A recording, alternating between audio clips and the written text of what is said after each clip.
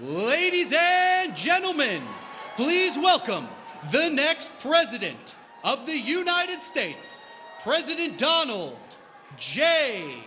Trump. And I'm proud to be an American, where at least I know I'm free.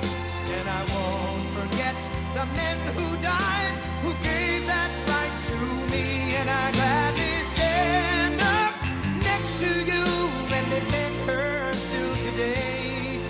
'Cause there ain't no doubt I love this land. God bless the USA.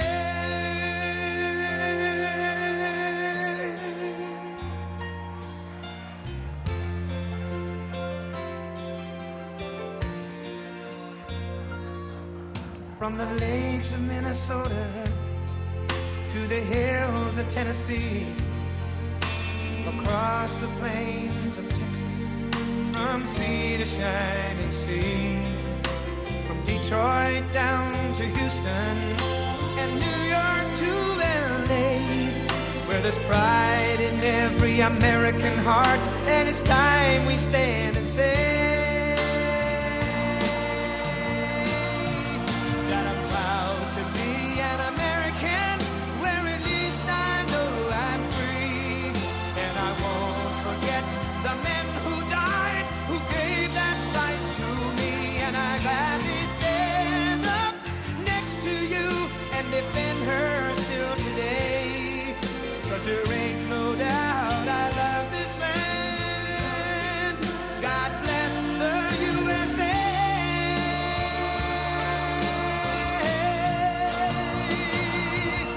And I'm proud to be an American, where at least I know I'm free.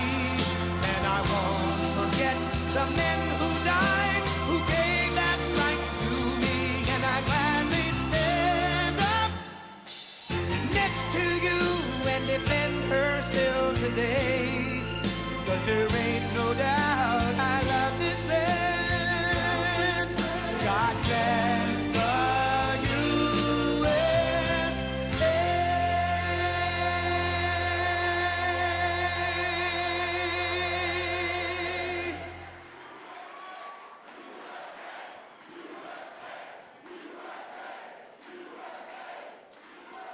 Well, thank you very much. They call it Super Tuesday for a reason. This is a big one. And they tell me, the pundits and otherwise, that there's never been one like this. There's never been anything so conclusive. This was an amazing night, an amazing day. It's been an incredible period of time in our country's history. It's been sad in so many ways, but I think it's going to be inspiring, because we're going to do something that, frankly, nobody's been able to do for a long time.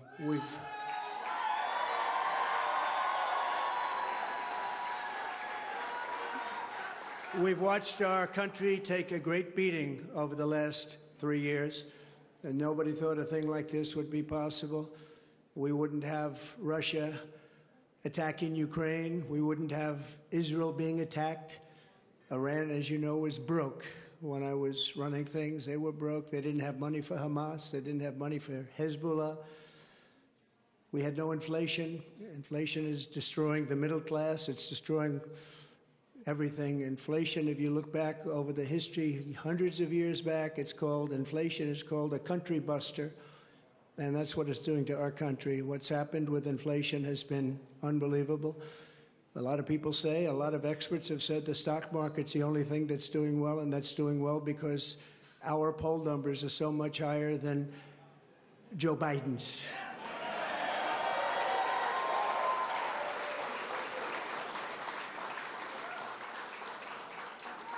He's the worst president in the history of our country. There's never been anything like what's happening to our country. Today it was announced that 325,000 people were flown in from parts unknown. Migrants were flown in, airplane, not going through borders, not going through that great Texas barrier that I was with the governor of Texas, Greg Abbott, the other day, and we were looking at the job they're doing. But in the meantime, they're pouring into California and they're pouring into Arizona, because those governors aren't doing anything. They're doing nothing. But today it was just announced before I came out. It was unbelievable. I said, that must be a mistake. They flew 325,000 migrants, flew them in over the borders, into our country. So that really tells you where they're coming from. They want open borders, and open borders are going to destroy our country. We need borders, and we need free and fair elections, or we don't have a country. This is an incredible group of people. So many celebrities that I'm not going to introduce any, because I'm just going to get myself in trouble if I do that, because I'll leave out most of you. But this is a room chock full of incredible, talented people, like some of the guys standing right in front of me, right? Big, big futures, big, fat, beautiful futures. Oh, I'd love to be your age. I'd pay you a lot of money to be your age. But we have some tremendously talented people in this room, including tremendously talented political people that have helped me right from the beginning. We had the safest border in the history of our country. We built 571 miles of wall. We had Mexico supply us with 28,000 soldiers because we wanted them, that's why. And they said, we won't do that. I said, yes, you will, you will. And in the end, they did. It was an easy negotiation, but we had the safest border, the best numbers we've ever had, and now we have the worst numbers probably in the history of the world. It's sad to see what's happening to our cities. Our cities are being overrun with migrant crime, and that's Biden migrant crime. But it's a new category of crime, and it's violent, where they'll stand in the middle of a street and have fistfights with police officers, and if they did that in their countries from where they came, they'd be killed instantly. They wouldn't do that. So the world is laughing at us. The world is taking advantage of us. 3 years ago, we were at a level, we were energy independent. We were going to be very shortly energy dominant, and today we're getting oil from Venezuela. Can you believe it? And we're doing numbers on that oil. You know what we're doing? We're refining the oil.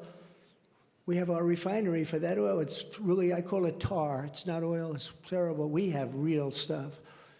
But we're refining it in Houston. So for all of the environmentalists, you ought to look at that, because all of that tar is going right up into the atmosphere. You just ought to take a look. It's the only plant that can do it. We have the only plants that can take tar and make it into oil, and that's what it is.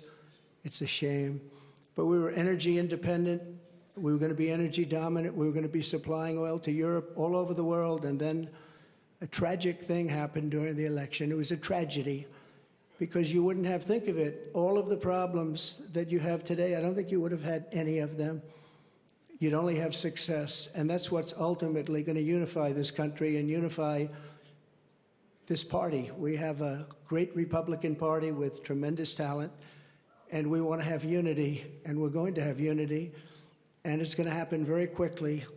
And I have been saying lately, success will bring unity to our country, and it happened before. We had the best economy our country's ever had, and people were calling me that I would have said will never happen. It'll never happen. They wanted to get together, African American, Asian American, Hispanic American, women, men, people with diplomas from the best schools in the world, and people that didn't graduate from high school. Every single group was doing better than ever before, and it was a beautiful thing. Our country was coming together. Our country was coming together. And now we have a very divided country. We have a country that a political person uses weaponization against his political opponent. Never happened here. It happens in other countries, but they're third world countries. And in some ways, we're a third world country. We're a third world country at our borders, and we're a third world country at our elections. And we have to stop that. We need a fair and free press. The press has not been fair, nor has it been free, but maybe someday they will be. They're being beaten up pretty badly. People aren't trusting them. They're not believing them. And really, it's a very important factor. The press used to be the policeman. It used to police our country. Now nobody has confidence in them, and we have to get that confidence back. It's so important for the success of our country. So important.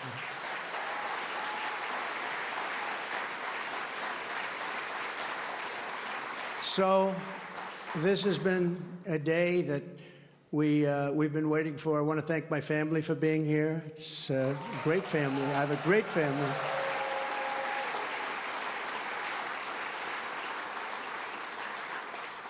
They've had it very easy since I decided to run for politics. They say, thanks a lot, Dad, we appreciate it. But they're strong and they're very capable people, and they love the country. They really do love the country, and we appreciate it. And I want to thank everybody, my staff, Susie, Chris, incredible job. Incredible job you're doing.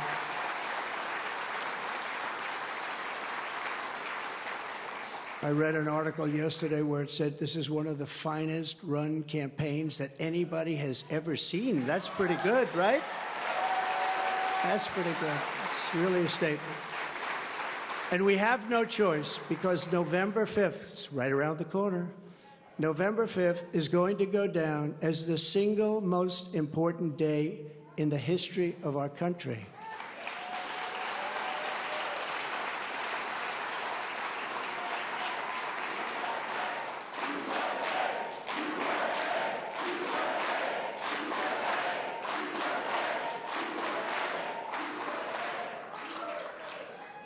We're going to take it and we're going to make it like it should be, respected. Right now, we're not respected. Right now, our country is known as a joke.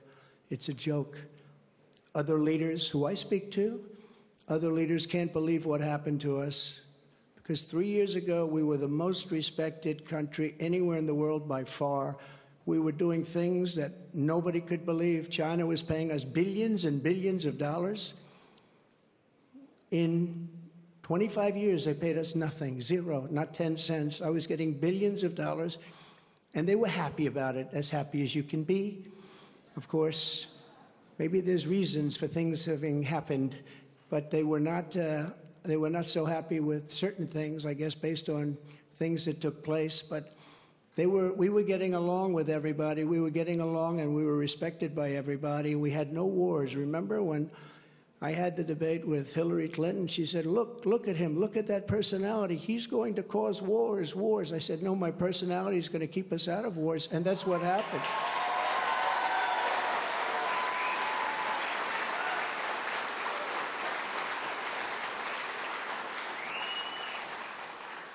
For 20 years, they were fighting ISIS. I defeated ISIS in 4 weeks. I got rid of ISIS 100%. 100% of the ISIS caliphate. And we had no wars, and we stopped wars. We weren't getting along with a lot of countries. All of a sudden, North Korea, which is a serious nuclear power, but North Korea came along. Kim Jong-un, we got along very well. We got along very well with China until COVID. That was a little bit too much, as far as I was concerned. That was too much. Couldn't take that one. But we made a trade deal with China that I don't even talk about. $50 billion a year in product they bought from our farmers, our manufacturers. They used to buy 10. I got 50, and it was great. But COVID, I don't even talk about that, because COVID was such a horrible thing. It started in the Wuhan labs, just as I said, the Wuhan labs. And it came out, I believe, through incompetence. I believe it was incompetence. Some people think it wasn't, but I believe it was. But regardless, it caused $60 trillion worth of damage and death all over the world, all over the world. And we did a fantastic job on that. We never got credit for that. Unbelievable job on that. We came up with things that nobody thought was possible. Don't forget, when it came in, nobody had an idea what it was. They didn't even use the word pandemic. Nobody had an idea. But we did a fantastic job. And we got a lot of credit for the economy, a lot of credit for our foreign policy. I think credit like nobody, very few people have gotten. And the press was very honest about it. They gave us very high marks on foreign policy, the Abraham Accords, so many different things we did. But we never got the kind of due that we should have for the COVID, or as I call it affectionately, the Chinese virus, the China virus, which is a much more accurate term.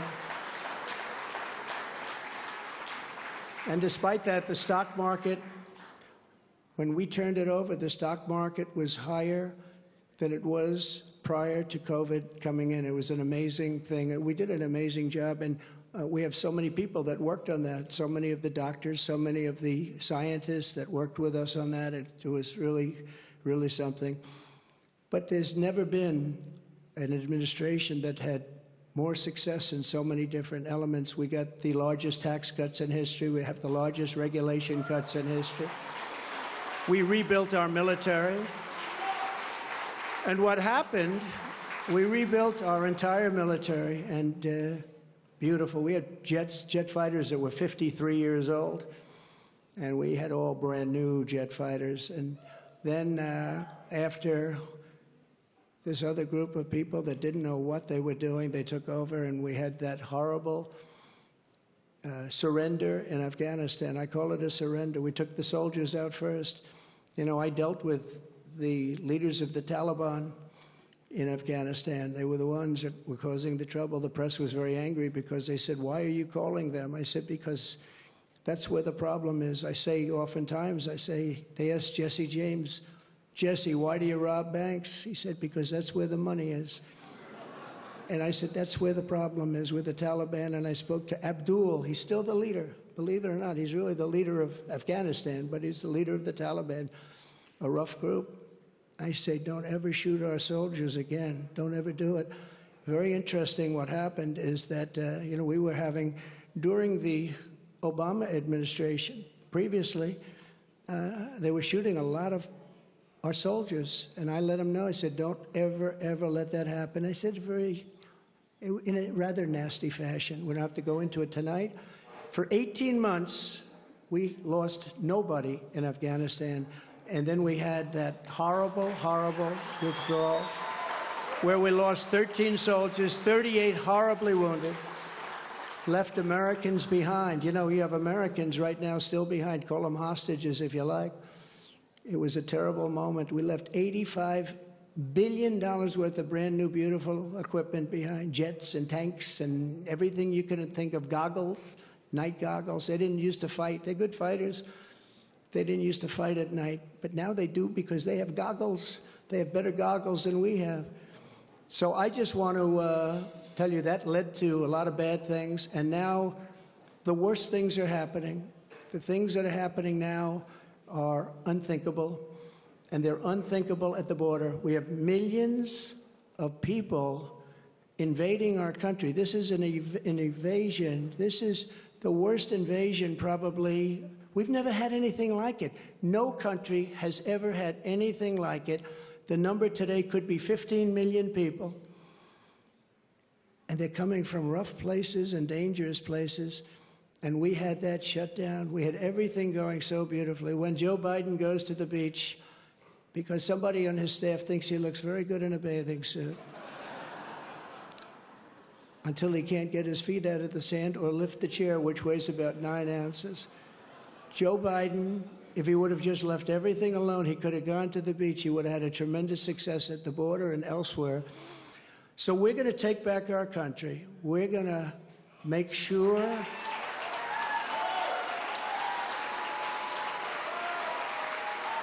we are going to do it right. We're going to have the greatest economy ever in the history of our country. We're going to top what we did.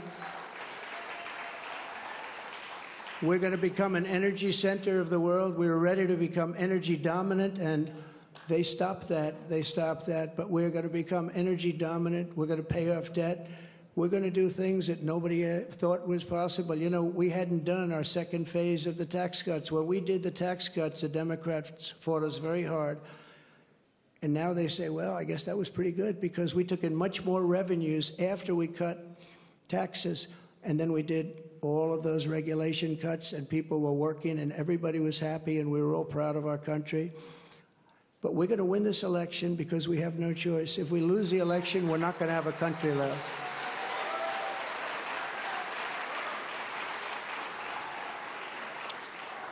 And we're going to do something. Thank you very much. We love you too. And we love our country. And we can't let this magnificent, some people call it an experiment. I don't call it an experiment. I just say this is a magnificent place, a magnificent country, and it's so sad to see how far it's come and gone. When you look at the depths of where it's gone, we can't let that happen. We're going to straighten it out. We're going to close our borders. We're going to drill, baby, drill. We're going to get the inflation down. And we are going to make our country greater than ever before. And we're going to do it quickly. We're going to do it quickly. It's going to go fast. We have to get the criminals out. We have many, many criminals that have entered our country. We have people coming in from such bad places, and we're going to have to get them out. We have murderers that are being deposited into our country. We have drug dealers at the biggest and highest levels that are coming into our country. We have people coming into our country that just shouldn't be here. But many, and I say many, large percentages, they come in through the caravans. They come in many different ways. Now we find out again, they come in through airplanes. We send them in. This is crazy. But they come into our country. We're going to stop them. We're going to close our borders. We're going to have to deport a lot of people, a lot of bad people, because our countries can't live like this. Our cities are choking to death. Our states are dying. And frankly, our country is dying. And we're going to make America great again, greater than ever before.